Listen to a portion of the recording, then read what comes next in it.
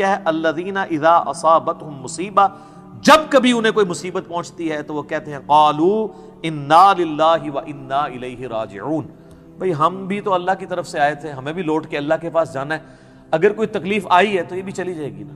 سب سے بڑی تکلیف کیا ہے؟ موت، وہ بھی تو ہم پہ آنی ہے نا، تو اس سے پہلے اگر چھوٹی تکلیف آئی ہے تو اللہ کی طرف چلی جائے گی۔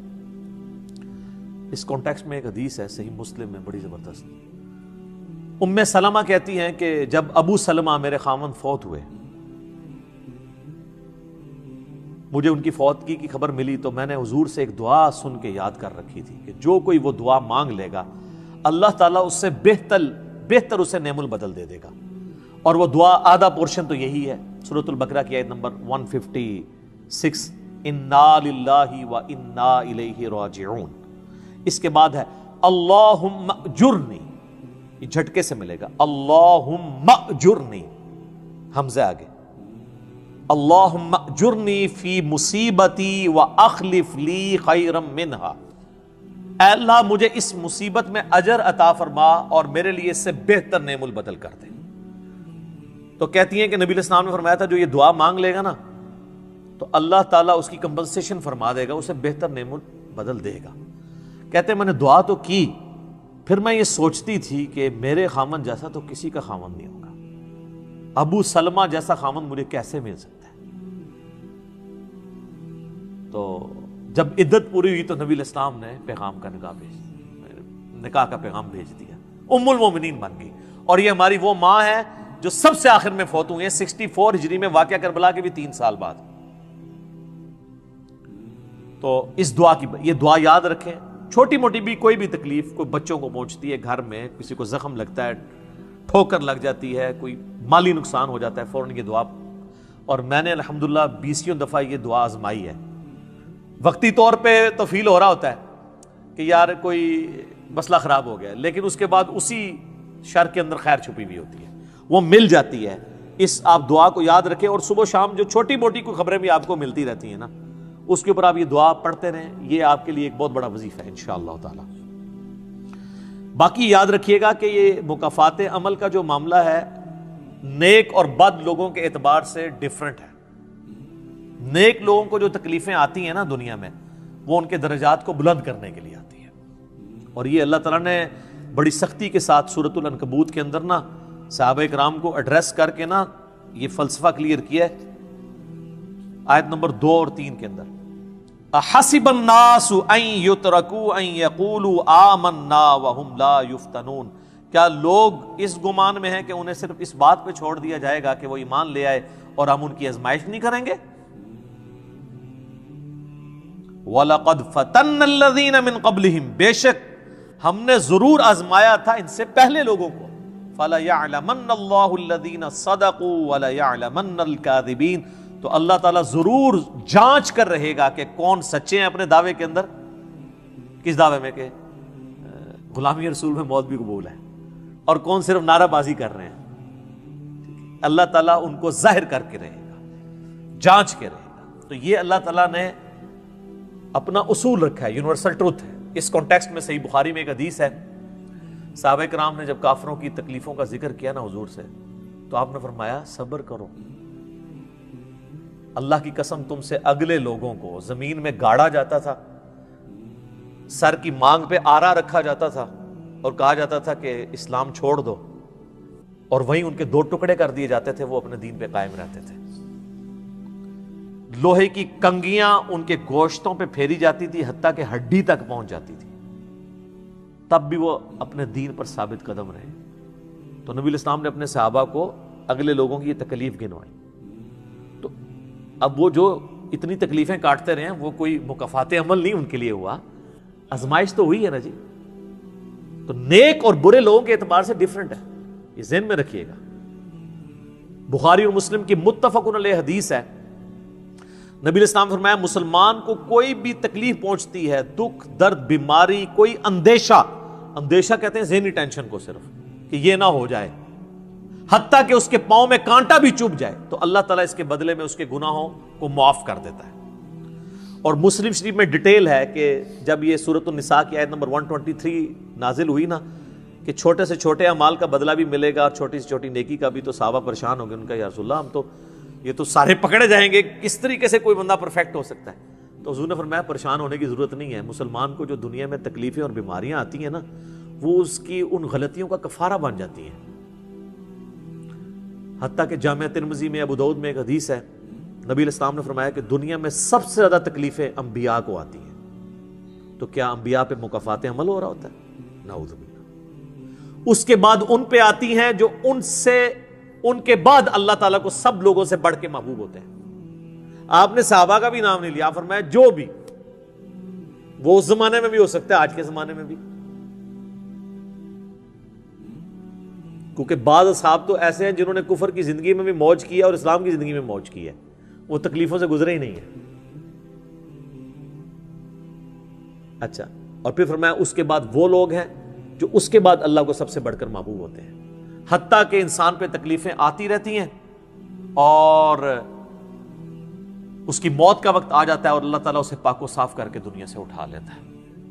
یہ جو لوگ کہتے ہیں نا یار وہ موت کے وقت فلانے کے ساتھ, یار وہ احمد دیدہ صاحب 9 سال تک قومے میں رہے ہیں, اتنی اسلام کی انہوں نے خدمت کی, ہزاروں عیسائیوں کو مسلمان کیا, لاکھوں مسلمانوں کے ایمان کی حفاظت کا سبب اللہ نے ان کو بنایا, لیکن وہ 9 سال تک قومے کی حالت میں رہے, 1996 سے لے کے 2005 تک. تو کوئی کچھ کہتا تھا جی یہ وہ عیسائی بھی ان کو کہتے تھے دیکھو جی اس کو بدوا لگ گئی اور یہ وہ ہو گیا, گستاخ ہے, یہ ہے وہ ہے.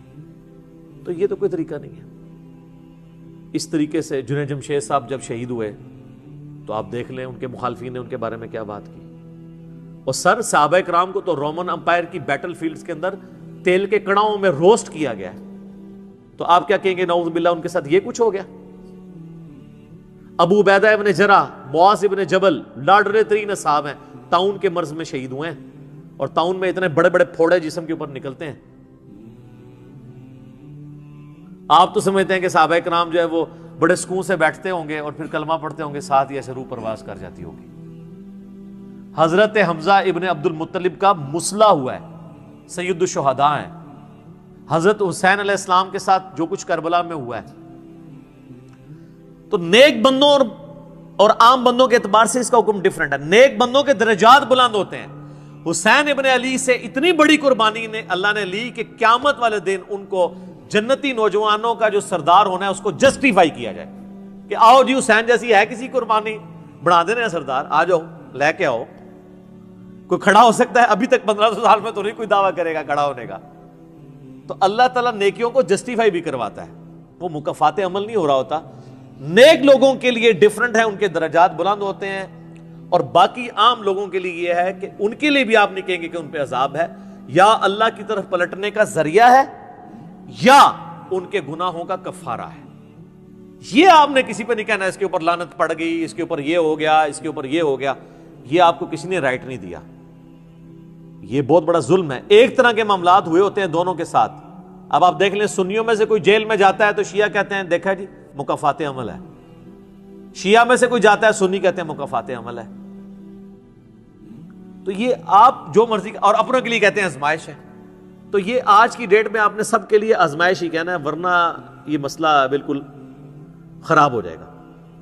اور آپ دیکھ لیں اللہ تعالیٰ کتنا غفور رحیم ہے. پورا مکی قرآن 2/3 قرآن ہے کافروں کے لیے دھمکیوں سے بھرا پڑا ہوا ہے, لیکن جب ان دھمکیوں کی ایگزیکیوشن کی باری آئی ہے سارے مسلمان ہو گئے. ہائے ہائے, اب کوئی کہہ سکتا تھا کہ یا اللہ اتنی دھمکیاں تو نے دی, میں یہ کر دوں گا, تم پہ وہی عذاب آئے گا جو اگلے لوگوں پہ آیا تھا, تو اللہ اپنی کتاب کو سچا کر دینا اور عذاب لے آ. لیکن وہی بات, وَكَتَبَ رَبُّكُمْ عَلَى نَفْسِهِ الرَّحْمَةَ, اللہ نے اپنے اوپر لازم کیا ہے کہ ہر حال میں اس نے رحم ہی کرنا ہے. اور بخاری اور مسلم دونوں میں حدیث ہے کہ اللہ نے مخلوقات کی پیدائش سے پہلے عرش پہ اپنے پاس ایک عبارت لکھ لی تھی کہ میری رحمت میرے غضب پہ سبقت لے جائے گی. وہ ایسی سبقت لے گئی کہ 2/3 قرآن سائڈ پہ رہ گیا, دھمکیوں سے بھرا ہوا. فتح مکہ پہ جنہوں نے معافی مانگی طلقاء بنے مسلمان, حتیٰ کہ ہند کی بھی حضور علیہ السلام نے توبہ قبول کر لی, ابو سفیان کی بھی توبہ قبول کر لی. یہ بات ہے. لا تثریب علیکم اليوم, آج تم پر کوئی گرفت نہیں ہے. جو حضرت یوسف نے آیت پڑھی, وہ جو الفاظ ہیں نا قرآن میں سورہ یوسف میں, وہی نبی علیہ السلام نے آیت پڑھ دی. تو یہ اللہ تعالیٰ کی رحمت ہے. ہم اللہ تعالیٰ سے اللہم انی اسألک من فضلک ورحمتک، آمین. اللہ جی، اللہ تعالیٰ سے خیر مانگنا چاہیے، اللہ تعالیٰ کی طرف رجوع لانا چاہیے. اس حوالے سے بخاری اور مسلم دونوں میں حدیث ہے. میں اب آپ کو تھوڑے وظیفے بھی بتا دوں نا. ظاہر آزمائشیں تو ہر بندے پہ آتی ہیں، اللہ کی طرف رجوع بھی لانا چاہیے. ان آزمائشوں سے نکلنے کا طریقہ کیا ہے؟ بخاری اور مسلم دونوں میں حدیث ہے. نبی صلی اللہ علیہ وآلہ وسلم کے بارے میں انس بن مالک کہتے ہیں کہ نبی علیہ السلام کی اکثر دعا یہی ہوا کرتی تھی، اللہم ربنا آتنا فی الدنیا حسنہ وفی الآخرۃ حسنۃ وقنا عذاب النار، آمین. یہ بخاری مسلم میں بھی ہے، سورۃ البقرہ کی آیت نمبر 201 ہے. اے اللہ ہمیں دنیا میں بھی بھلائیاں عطا فرما اور آخرت میں بھی بھلائیاں عطا فرما، اور آخرت کی سب سے بڑی بھلائی بھی ساتھ مانگ لی، وقنا عذاب النار، آگ کے عذاب سے ہمیں بچا لے، آمین. یہ اکثر آپ کی دعا ہوتی تھی. اس کانٹیکٹ میں ایک حدیث ہے بڑی انٹرسٹنگ، صحیح مسلم میں. ایک صحابی بیمار ہوئے حتیٰ کہ بالکل ہڈیوں کا پنجر بن گئے، اور صحابہ کہتے ہیں چڑیا کی طرح ان کی جان ہو گئی. نبی علیہ السلام ان کی عیادت کے لیے گئے. آپ نے جب دیکھا، آپ فرمایا تو اللہ سے کیا مانگتا ہے؟ چنگا بلدا ٹردا پھردا بندہ ایڈا منجی دے پہ گیا اور بالکل ڈھانچہ پنجر بن گیا ہڈیوں کا. اس نے کہا یا رسول اللہ، میں اللہ تعالیٰ سے یہ دعا کرتا ہوں کہ اے اللہ جو تو نے مجھے آخرت میں عذاب دینا ہے نا، دنیا میں ہی دے دے. آخرت کا عذاب تو بہت سخت ہے، تو مجھے دنیا میں ہی وہ عذاب دے دے. نبی علیہ السلام نے سبحان اللہ، کیا تم دنیا میں بھی اللہ کی تکلیف برداشت کر سکتے ہو؟ اوے تجھے تو چاہیے تھا تو کہتا اللہم ربنا آتنا فی الدنیا حسنہ وفی الآخرۃ حسنۃ وقنا عذاب النار. یعنی آپ اللہ تعالیٰ کو معاذ اللہ کو فنیٹک سمجھتے ہیں کہ آپ کہیں گے اس نے عذاب تو ضرور دینا ہے تو مجھے ادھر دے دے. او یار اللہ سے اچھا ہی گمان رکھو. بخاری مسلم دونوں میں حدیث ہے، میں اپنے بندے کے گمان کے قریب ہوں جیسا میرے بارے میں گمان رکھے، بشرطے کہ کرتوت بھی ٹھیک کرے. تو سر ہم تو یہ کہتے ہیں یا اللہ ہم نہ تیری آزمائش کے قابل ہیں نہ تیرے عذاب کے قابل ہیں، ہمیں بلا حساب و کتاب ہی جنت میں داخل فرما دے، آمین. تو میں اپنے بندے کے گمان کے قریب ہوں. اچھا گمان رکھیں، انشاءاللہ تعالی اینڈ رزلٹ بھی اچھا ہوگا. آپ اللہ سے گمان اچھا رکھیں، یہ گمان بہت اہم چیز ہے. اور یہ آپ کا جو کانفیڈنس ہے نا اللہ کے اندر کہ انشاءاللہ اللہ میرے ساتھ خیر کا معاملہ ہی کرے گا. اچھا کئی لوگ ہیں وہ کہتے ہیں منو تے اللہ نے دینے ہی عذاب ہے. استغفر اللہ تو بولی. آپ چاہے اچھے اعمال کرتے ہیں برے اعمال، تب بھی آپ نے یہ اپنے بارے میں یہ بات نہیں کرنی. یہ تو اور کسی کے بارے میں تو آپ نے سوچنا بھی نہیں سر، وہ تو کہانی ختم. وہ تو صحیح مسلم میں حدیث ہے نا، ایک شخص نے قسم اٹھا کے کہہ دیا تھا کہ اللہ تعالیٰ اس کو کبھی معاف نہیں کرے گا. وہ بڑا گنہگار شخص تھا. اللہ کی بارگاہ میں پہنچے، اللہ نے فرمایا تو نے میرے بھی آپ پہ کیسے قسم کھا دی؟ جا میں نے اس کو معاف کیا، تجھے دوزخ میں پھینکا. لا يسأل عما يفعل وهم يسألون، سورۃ الانبیاء کی آیت ہے. اللہ کو کوئی نہیں پوچھ سکتا اس نے یہ کیوں کیا، وہ سب کو پوچھ سکتا ہے کہ انہوں نے یہ کیوں کیا. یہ اللہ تعالیٰ کے بارے میں ناشکری پھیلانا سورہ الزمر میں ہے، لا تقنطوا من رحمت اللہ، اللہ تعالیٰ کے بارے میں مایوسی عوام کے اندر پھیلانا. لیکن اس کا دوسرا پہلو بھی غلط ہے کہ آپ رحمت کی آیتیں پڑھ کے تو لوگوں کے کام چوک کے رکھو، وہ بھی دوسری ایکسٹریم ہے، وہ بھی نہیں ہونی چاہیے. رحمت سے دھوکہ بھی نہیں کھانا، ہاں اعمال پورے کرنے ہیں اور پھر اللہ سے امید بھی رکھنی ہے. جو سیدنا ابوبکر نے حضرت عمر کو وصیت کرتے ہوئے کیا کہا تھا کہ عمر جب تو جنتیوں کی طرف دیکھے نا تو دعا کرنا کہ میں بھی ان میں شامل ہو جاؤں، اور جب بھی تو جہنمیوں کا ذکر لائے تو اللہ صلی اللہ سے پناہ مانگنا کہ کہیں میں ان میں شامل نہ ہوں. انہوں نے آگے سے کہا کہ میں عشرہ مبشر ہوں. ٹھیک ہے، یہ معاملہ بہت سینسٹیو ہے. جن کو اللہ کا تعارف ہے نا تو وہ ان کی زندگی بڑے ڈر ڈر کے گزرتی ہے. تو یہ حدیث میں نے اس لیے بتا دی. ایک اور ذریعہ ہے ان آزمائشوں سے نکلنے کا.